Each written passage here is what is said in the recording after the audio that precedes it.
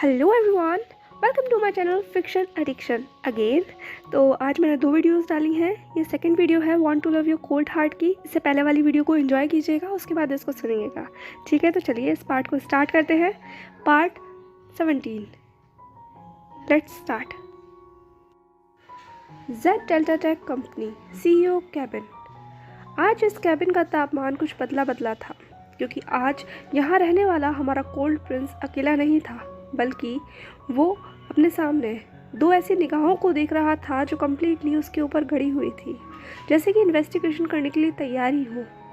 आज यहाँ ईबो अकेला नहीं था, बल्कि यहाँ पर हाओ शुआन और हुआन दोनों उसके सर के ऊपर इस तरीके से बैठे हुए थे जैसे कि बस उसके कुछ बोलने का ही इंतज़ार कर रहे हों।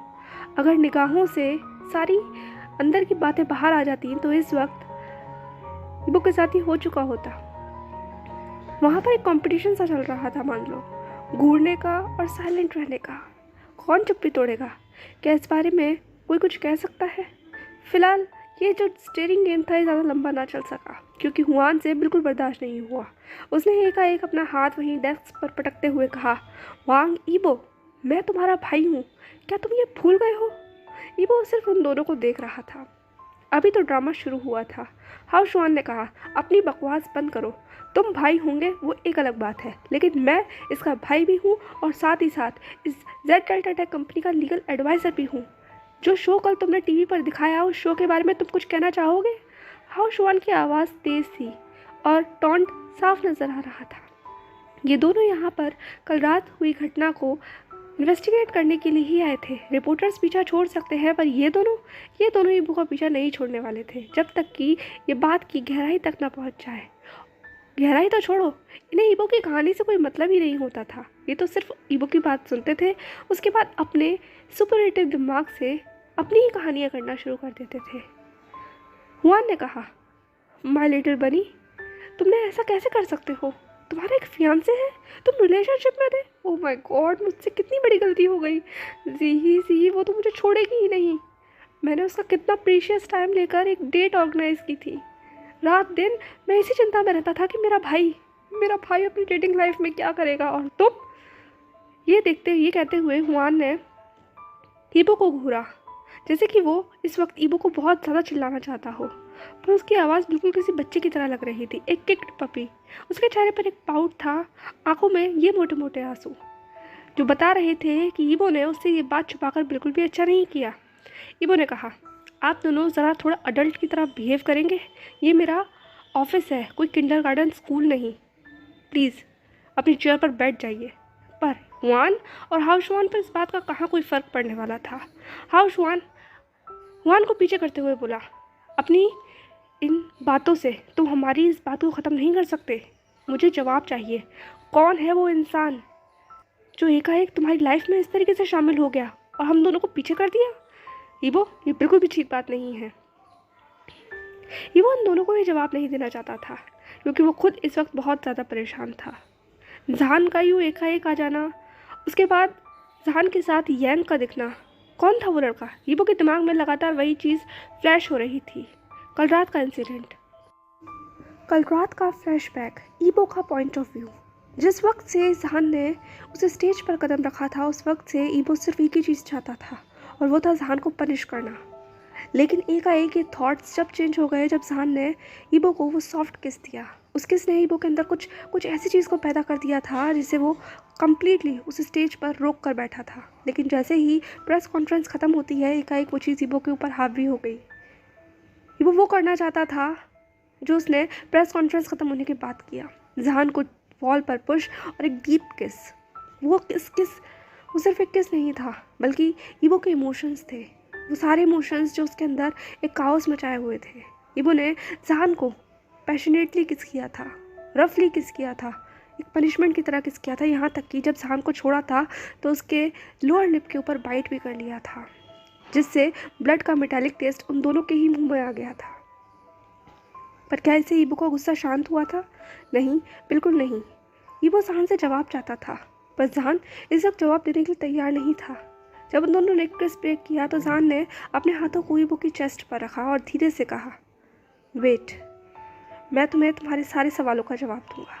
ये कहते हुए जहान ने ईबो को थोड़ा सा अपने से दूर किया। ईबो भी बिना कुछ कहे जहान से दूर हो गया। वो अब जहान को समय देना चाहता था। जहान अगर समय चाहता है तो समय ज़रूर देगा, क्योंकि अगर ईबो को गुस्सा आउट ऑफ कंट्रोल हुआ तो बात बनती हुई भी बिगड़ जाएगी। तो इसीलिए बेहतर है कि पहले सामने वाले को बोलने का मौका दिया जाए, उसके बाद अपनी बात को रखा जाए। एकाएक ईबो के सामने से जहान यांग के साथ जाने के लिए तैयार हो गया। उस वक्त ईबो गुस्से में था, तो पता नहीं किसने पहले हाथ छोड़ा, जहान ने या ईबो ने। लेकिन उस प्रेस कॉन्फ्रेंस के बाद, उस किस के बाद दोनों ने ही अपनी अपनी राह पकड़ ली, जैसे कि सिर्फ उन लोगों का संबंध उस प्रेस कॉन्फ्रेंस तक ही था। उसके बाद वो दोनों एक दूसरे को जानते भी नहीं, कम्प्लीटली स्ट्रेंजर्स हैं। न जहान ने मुड़ के ईबो की तरफ देखा, न ईबो ने मुड़ के जहान की तरफ देखा। ईबो अपनी लीमो में बैठकर चला गया और जहान यांग के साथ बैठकर आगे बढ़ गया। तब से लेकर अब तक ईबो यहाँ सिर्फ जहान का इंतज़ार कर रहा है। वो खुद से चाहता है कि जहान आकर उसे खुद जवाब देना कि ईबो उसके पास जाए, पर उससे पहले कि ईबो कुछ और कर या समझ पाता है, ये दोनों नमूने ईबो के सामने बैठे हुए हैं और लगातार उसका दिमाग खाए चले जा रहे हैं। इसी समय जेड डेल्टा टेक कंपनी की एंट्रेंस पर खुद से भी बड़ा स्वेटर पहने और बैगी सा ट्राउज़र डालकर एक शख्स ने एक आलीशान बिल्डिंग के अंदर कदम रखा। वो लग्जीरियस बिल्डिंग उसकी हाइट के आगे बहुत बड़ी थी और उस पूरे हॉल में खड़ा हुआ वो शख्स बहुत बहुत वीक लग रहा था। उसका कमज़ोर सा शरीर उसके उस ओवरसाइज कपड़ों के नीचे कहीं छुप गया था। तो रियलिटी में वो कैसा दिखता है, इस बारे में किसी को कोई अंदाज़ा नहीं था। यहाँ तक कि उसने अपनी खूबसूरत सी आंखों को उस चश्मे के पीछे छुपा रखा था और अपने चेहरे के ऊपर एक ब्लैक मास्क लगाया हुआ था। वो अपने धीमे कदमों से आगे बढ़ रहा था। क्या वो नर्वस था? शायद। क्या वो घबराया हुआ था? कहा नहीं जा सकता। क्या वो कंफ्यूज था? डेफिनेटली कन्फ्यूज़न में तो था, जब ही तो उसके कदम डायरेक्ट रिसेप्शन की तरफ बढ़ रहे थे। एकाएक रिसेप्शन पर पहुंचकर उसने रिसेप्शन डेस्क पर नॉक किया, जैसे कि वो रिसेप्शनिस्ट का ध्यान अपनी ओर खींचना चाहता हो। एकाएक रिसेप्शनिस्ट को जैसे ही किसी फौरन शख्स का अपने सामने अंदेशा हुआ, उसने भी अपनी आंखें उठाकर उस शख्स की तरफ देखा।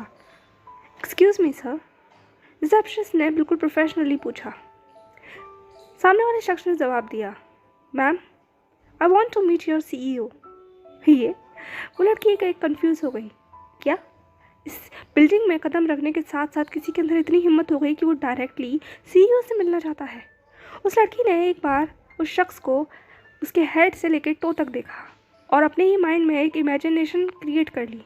ये शख्स जिसके ड्रेसिंग सेंस को वो अभी तक समझ नहीं पाई थी। इतना बड़ा स्वेटर कौन पहनता है? आजकल वैसे भी ये कंपनी हाई अलर्ट पर थी और इस तरीके से किसी का इतना सस्पिशियसली बिहेव करना और इतने अजीब से गेटअप में तैयार होना उस रिसेप्शनिस्ट के लिए आश्चर्यजनक बात तो थी ही। इसीलिए वो सामने वाले शख्स को समझने की कोशिश कर रही थी। एटलीस्ट जो शख्स जो चीज़ डिमांड कर रहा है उसकी पर्सनैलिटी तो वैसी होनी चाहिए। ये एक ह्यूमन नेचर होता है। हम इंसान को उसके कपड़ों के अनुसार जज करना शुरू कर देते हैं, जिससे हम उसकी असलियत को बाद में पहचानेंगे। पहले उसे उसके कपड़ों के हिसाब से एक तराजू में तोलना शुरू करते हैं। और फिलहाल ये रिसेप्शनिस्ट भी बिल्कुल वही कर रही थी। उस रिसेप्शनिस्ट ने कहा, एक्सक्यूज़ मी सर, बट हमारे CEO ऐसे ही किसी से नहीं मिलते, क्या आपके पास अपॉइंटमेंट है? उस शख्स ने जवाब दिया, मैम मुझे किसी अपॉइंटमेंट की ज़रूरत नहीं है। जैसे ही ये जवाब उस रिसेप्शनिस्ट ने सुना, एकाएक उसकी ब्रोज रेज हो गई। कुछ ज़्यादा ही ओवर कॉन्फिडेंट नहीं है ये बंदा? पहले तो इसने अचानक ही इतनी बड़ी लग्जरी कंपनी में कदम रख दिया, उसके बाद डायरेक्ट CEO से मिलने की डिमांड करी, ऊपर से बिना अपॉइंटमेंट के वो CEO को देखना चाहता है और ये दावा कर रहा है कि उसे अपॉइंटमेंट की ज़रूरत ही नहीं है। उस लड़की ने अपने मन में कहा, काश इतना कॉन्फिडेंस मेरे अंदर होता तो आज मैं कहाँ से कहाँ होती। वो अपने ही ख्यालों की उधेड़ बुन में जैसे कहीं खो गई हो। उसको इस तरीके से खोता हुआ देखकर उस शख्स ने वापस डेस्क के ऊपर नॉक किया और दोबारा कहा, एक्सक्यूज़ मी मैम, क्या आपको कोई प्रॉब्लम है? एकाएक वो रिसेप्शनिस्ट अपनी दुनिया से इस दुनिया में वापस आ गई। उसने कहा, एक्सक्यूज़ मी सर, बट मुझे नहीं लगता कि हमारे CEO बिना अपॉइंटमेंट के किसी से भी मिलना चाहेंगे। वैसे भी आजकल वो बहुत ज़्यादा बिजी हैं, तो प्लीज़ आप अपना रास्ता ले सकते हैं। ये कहते हुए वो बात ख़त्म करना चाहती थी, क्योंकि आए दिन इस तरीके के लोग ईबो से मिलने के लिए आते ही रहते थे। ईबो का चार्म ही ऐसा था, तो इसीलिए ऐसे लोगों को कंपनी के बाहर ही रोक दिया जाता था। पर यह बंदा तो आज रिसेप्शनिस्ट पर आ गया और इतना ज़्यादा दबाव दे रहा है।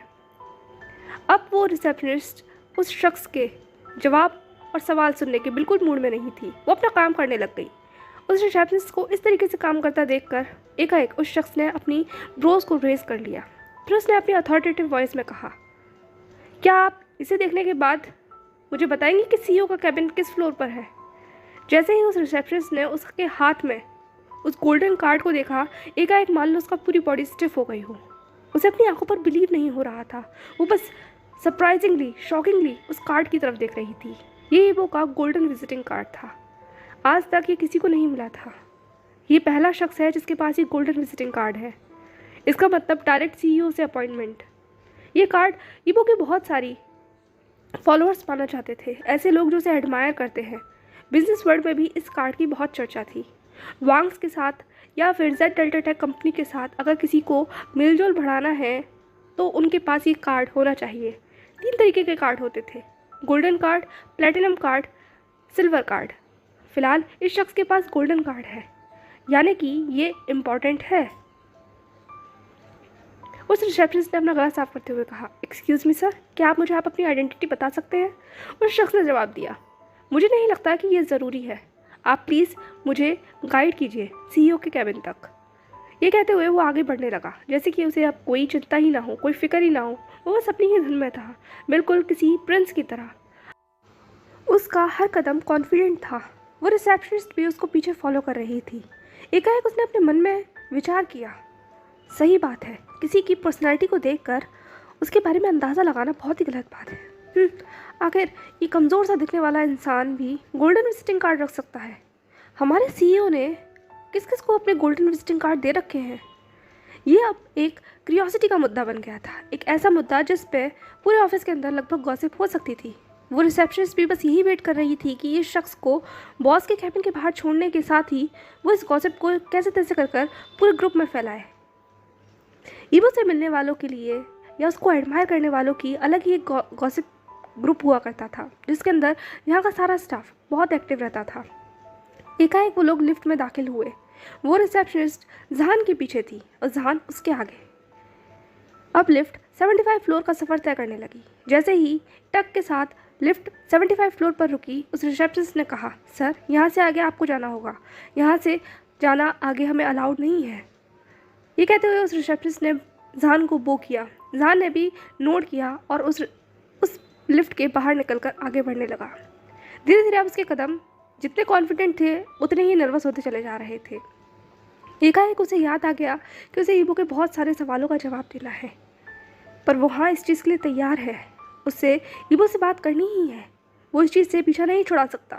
उसने ऑलरेडी ईवो का बहुत सारा समय बर्बाद कर दिया है और इसके आगे अगर उसने कुछ और गलती की तो मामला वाकई बिगड़ सकता है। एकाएक उसके माइंड में कल रात के कुछ फ्लैश होने लगे। ईवो को अलविदा कहने के साथ ही जब जहान ने यांग के पास अपने कदम बढ़ाए थे तो एकाएक यांग ने जहान को अपनी तरफ खींच लिया और उसे घूर कर देखने लगा। यांग ने अपनी तेज़ आवाज़ में कहा, शाहजहान, क्या बकवास थी ये? तुम क्या कर रहे थे रोड के बीचों बीच खड़े होकर?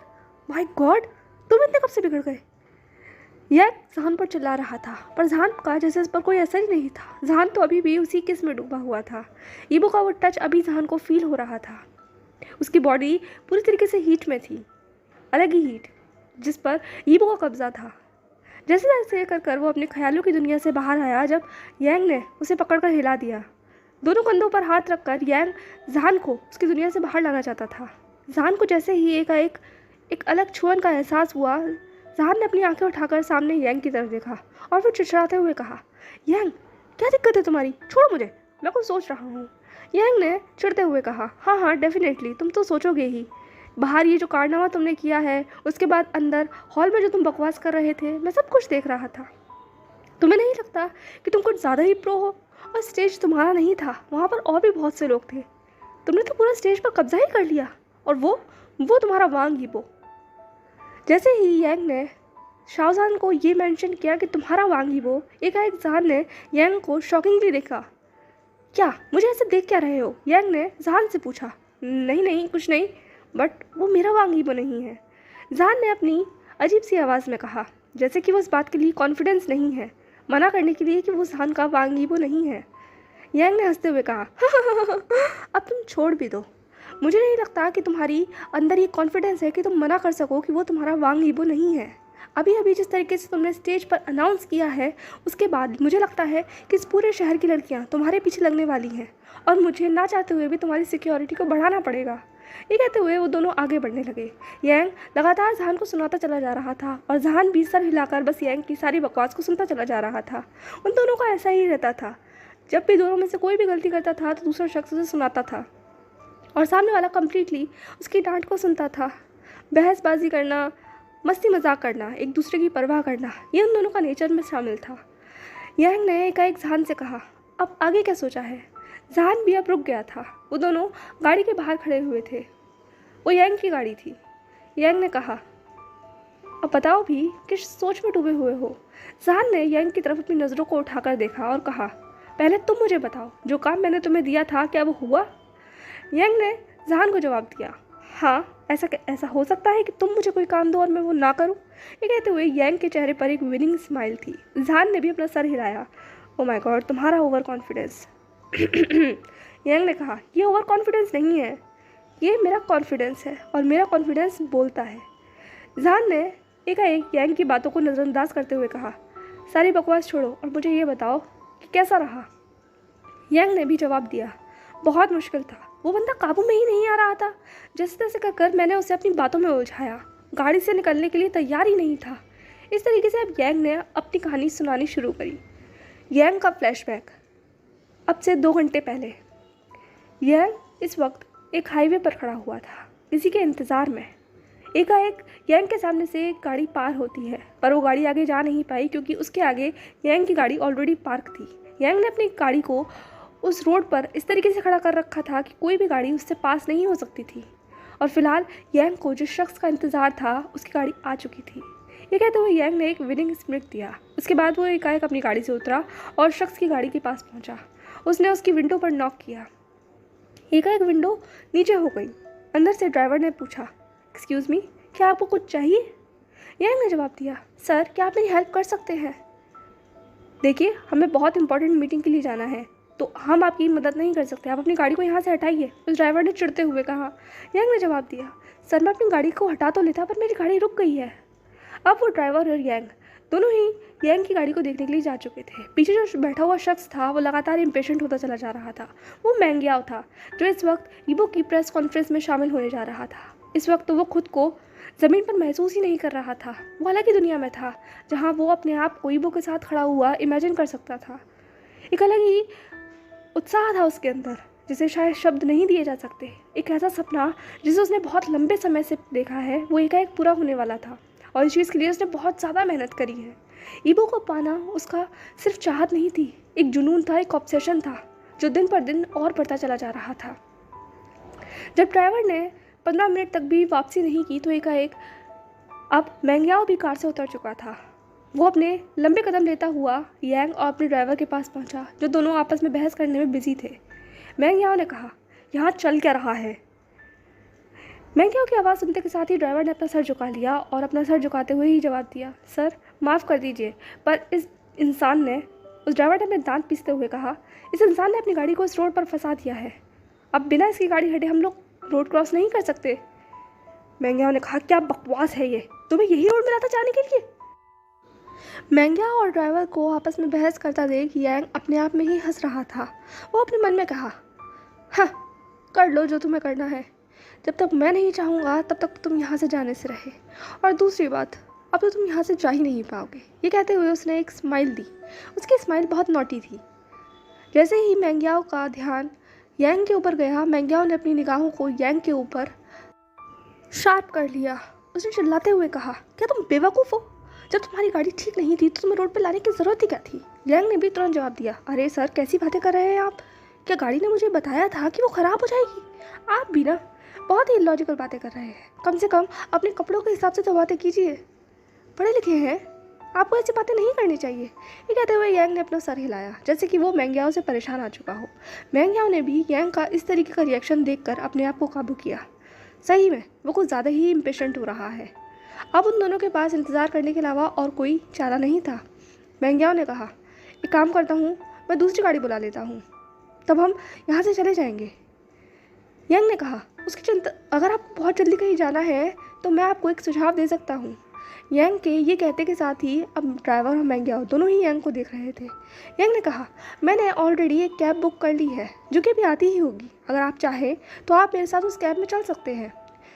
मैंग्याओ ने कहा, नहीं, मुझे नहीं। वो जाना तो चाहता था पर उसके मन में ये आ रहा था कि वो किसी अजनबी के साथ इस तरीके से बैठ के नहीं जा सकता। मैंग्याओ को मना करते देखिएगा कि यांग ने कहा, अरे सर, टेंशन मत लीजिए, मैं आपकी हेल्प करना चाहता हूँ, आखिर मेरी वजह से ही तो आप लेट हुए हैं। मैंग्याओ भी बहुत इम्पेशेंट था तो उसने तुरंत हामी भर दी। ठीक है, अब तुम कह ही रहे हो तो। जैसे ही उसने हामी भरी है का एक वहाँ पर एक कैब आ चुकी थी। यांग ने मैंग्याओ को गाइड किया। वो दोनों कैब में जाकर बैठ गए। जैसे ही वो दोनों कैब में बैठे, मैंग्याओ ने अपने ड्राइवर से कहा, इस गाड़ी को जल्द से जल्द कॉन्फ्रेंस रूम के बाहर लेकर आओ, तब तक मैं कॉन्फ्रेंस हॉल पहुंचता हूं। अब कैब आगे बढ़ चुकी थी। एकाएक मैंग्याओ को एहसास हुआ कि उसका सर भारी हो रहा है। यांग वहाँ पर मास्क लगाकर बैठा हुआ था। इतनी रात में तुमने मास्क क्यों लगा रखा है? मैंग्याओ ने यांग से पूछा। वो इस तरीके से यांग को देखकर सस्पिशियस तो हो रहा था, पर वो अपनी इतनी ज़्यादा जल्दबाजी में था कि उसने इस बात पर ध्यान ही नहीं दिया। पर अब कैब में जब वो दोनों अकेले बैठे हैं तो मैंग्याओ का ध्यान एकाएक उस पर जा चुका था। यांग ने कहा, अरे सर, आप क्या बात कर रहे हैं? इस समय कितना ज़्यादा वायरस चल रहा है और चाइना में तो हालत और ज़्यादा ख़राब है। सेफ्टी अपने हाथों में है, इसीलिए मैं कोई रिस्क नहीं लेना चाहता। ये कहते हुए यांग अपनी अपनी शेखी पकड़ने लगा, जैसे कि मास्क लगाना कितना इंपॉर्टेंट है, ना लगाने से क्या हो सकता है, कितने केसेस बढ़ रहे हैं, घट रहे हैं, और ना जाने दुनिया भर की कितनी सारी बात है। यांग ने तो जैसे पूरा चैप्टर ही खोल दिया था। मैंग्याओ बस वहाँ सर पकड़ कर बैठ गया। उसने कहा, अरे बस करो, बस इतना ज़्यादा बोलते हो तुमने तो मेरे सर में दर्द कर दिया। यांग ने हंसते हुए कहा, सर मैं तो बस टाइम पास कर रहा था, अभी हमें लंबी दूरी तय करनी है। अचानक मैंग्याओ को एहसास हुआ कि उसकी आंखें बहुत भारी हो रही हैं। देखते ही देखते वो कब बेहोश हो गया उसे पता भी नहीं चला।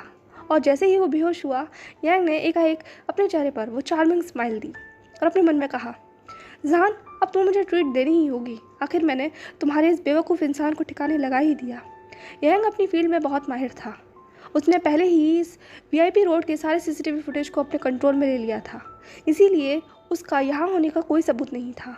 और जहाँ तक बात रही ड्राइवर की, तो ड्राइवर ने यांग की फेस देखा ही नहीं था। जब उसके ड्राइवर के मालिक को ही कोई होश नहीं है तो ड्राइवर भी कहाँ तक जिम्मेदारी लेगा।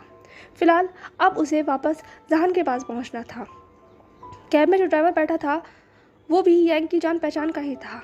यांग ने उस ड्राइवर को कुछ पैसे दिए और उसे मैंग्याओ को एक सिक्योर होटल में पहुंचाने का इन्विटेशन देकर वो अब एकाएक कॉन्फ्रेंस हॉल के लिए निकल चुका था। तो इस तरीके से यहाँ पर यांग का फ्लैशबैक ख़त्म होता है। जान ने हंसते हुए कहा, तुमने बहुत अच्छा चैप्टर सुनाया उसे, एक तरीके से तुमने उसे ज्ञान दे दिया। अब जब भी वो सोकर उठेगा उसके दिमाग में सिर्फ मास्क और सैनिटाइजेशन की बात ही घूम रही होंगी। तुम भी ना। ये कहते हुए दोनों ही अब गाड़ी में बैठ गए और अपनी अपनी जगह के लिए निकल चुके थे। इस तरीके से ये दिन बीत गया और फाइनली अब जहान जैसे ही सुबह उठा उसका पहला काम था ईबो से मुलाकात करना, जिसे करने के लिए वो कैबिन आ चुका है। अब जहान ईबो के कैबिन के गेट के बाहर था। सेक्रेटरी मिन और सेक्रेटरी हो दोनों ही वहाँ पर बैठे हुए थे। सेक्रेटरी हो ने पूछा, ये कौन है? सेक्रेटरी मिन ने जवाब दिया, मुझे क्या पता। वो दोनों जहान को सस्पिशियसली देखने लगे। फिर इससे पहले जहान अंदर जा पाता, सेक्रेटरी मिन ने कहा, एक्सक्यूज़ मी सर, आप यहाँ क्या कर रहे हैं? जहान ने भी इस अलग आवाज़ की तरफ अपना ध्यान किया और अपना गला साफ करते हुए कहा, अरे यार, अब एक और। जहान ने अपने मन में कहा था। फिर उस सेक्रेटरी को अपनी स्माइल देते हुए कहा, मैम, मुझे अंदर सीईओ से मिलना है और मेरे पास ये विजिटिंग कार्ड है, तो अब आप मुझे रोक नहीं सकती। जान ऑलरेडी बहुत परेशान हो चुका था सबको बताते बताते कि उसे सीईओ से मिलना है। जैसे ही मिन ने जहान के हाथ में वो कार्ड देखा, उसने तुरंत गेट खोल दिया। जहान अब कैबिन में दाखिल हो चुका था, पर कैबिन का नज़ारा बहुत ही अलग था। उसने ये एक्सपेक्ट नहीं किया था कि ईबो का कैबिन कुछ इस तरीके से मिलेगा उसे। हे एवरीवन, कैसा लगा आपको आज का पार्ट? मैंने 2 अपडेट डाली है, इससे पहले वाला पार्ट भी देख लीजिएगा और ये वाला भी एंजॉय कर लीजिएगा। बाकी आपको क्या लगता है, जहान ने ऐसा क्या देख लिया ईबो के कैबिन में? अगर आपके पास कोई थ्योरी हो तो कमेंट सेक्शन में मुझे डेफिनेटली बताइएगा। फिर हम नेक्स्ट चैप्टर में देखेंगे कि आपका प्रेडिक्शन कितना ज़्यादा करेक्ट होता है। बाकी चैनल को सब्सक्राइब कीजिए, कमेंट कीजिए, लाइक कीजिए। साथ ही मेरे दूसरे चैनल को भी सब्सक्राइब कर लीजिएगा, जिसका नाम अभी आपकी स्क्रीन के ऊपर आ रहा होगा। और उसका लिंक मैंने कमेंट सेक्शन में या फिर डिस्क्रिप्शन बॉक्स में लगा दिया होगा, तो प्लीज़ उसे भी विजिट कीजिएगा। उस पर भी मैंने आज एक वीडियो अपलोड किया है, उसको भी सब्सक्राइब कीजिएगा और अपना प्यार दीजिएगा। एटलीस्ट आप कुछ समय उसके लिए भी निकाल ही सकते हैं। ठीक है, till then stay safe, stay happy and follow for more. Video को एंजॉय कीजिए। Bye bye.